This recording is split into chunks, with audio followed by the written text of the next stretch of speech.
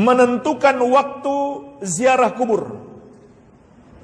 Menentukan waktu ziarah kubur menjelang bulan Ramadan, atau hari pertama Ramadan, atau hari Idul Fitri. Maka jemaah sekalian, ini termasuk perbuatan bid'ah di dalam agama. Walaupun ziarah kubur itu sendiri adalah sunnah. Rasulullah SAW bersabda, "Kuntu nahaitukum an ziyaratil kubur, fazuruha, fa innaha tudzakirukumul akhirah." Dulu, aku pernah melarang kalian ziarah kubur, tapi sekarang silahkan berziarah, karena itu akan mengingatkan kalian pada kehidupan akhirat. Jadi ziarah kubur itu sunnah.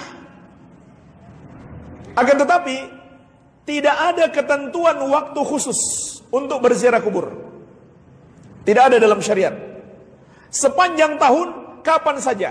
Sepanjang waktu, kapan saja mau ziarah kubur boleh. Tengah malam pun boleh, kalau nggak takut. Dan memang nggak ada yang perlu ditakuti. Ada penampakan di kubur, itu permainan setan semuanya, untuk menakut-nakuti kita. Kubur itu harusnya kita datangi untuk mengingat mati. Tetapi bagi wanita tidak dianjurkan sering-sering ziarah kubur, karena Nabi SAW juga bersabda, "La'anallahu zawwaratil kubur." Allah melaknat wanita yang sering berziarah kubur. Ada dengan lafaz "La'anallahu zairatil kubur." Allah melaknat wanita yang berziarah kubur. Namun lafaz ini dilemahkan oleh Syekh Al-Albani. Tapi sebagian ulama menyatakan sahih, sehingga mereka melarang secara mutlak wanita berziarah kubur. Tapi hadis yang lebih sahih adalah dengan lafaz "La'anallahu zawwaratil kubur." Allah melaknat wanita yang sering berziarah kubur. Jadi berziarah kubur itu pada asalnya sunnah, sangat ditekankan terutama bagi kaum laki-laki. Tapi menentukan waktu khusus itu sama saja menambah-nambah di dalam agama. Sama saja menambah-nambah di dalam agama, berbuat bid'ah. Tidak ada contohnya dari Rasulullah SAW. Padahal beliau telah bersabda, "Man amila amalan laisa alaihi amruna fahuwa raddun." Barang siapa mengerjakan satu amalan tidak ada padanya petunjuk dari kami, maka amalan tersebut tertolak.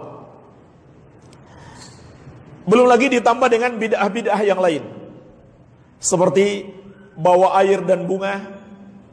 Bahkan sudah ada yang dijual, dijadikan bisnis di depan kuburan untuk disiramkan dan ditabur di pekuburan itu. Maka ini termasuk mengada-ada dan tidak memberi manfaat sedikit pun untuk penghuni kubur. Begitu pula membaca Al-Quran di kuburan. Tidak ada dalilnya dari Nabi SAW dan para sahabat, padahal mereka rajin sekali baca Quran. Tapi tidak ada riwayat mereka membaca Al-Quran di kuburan.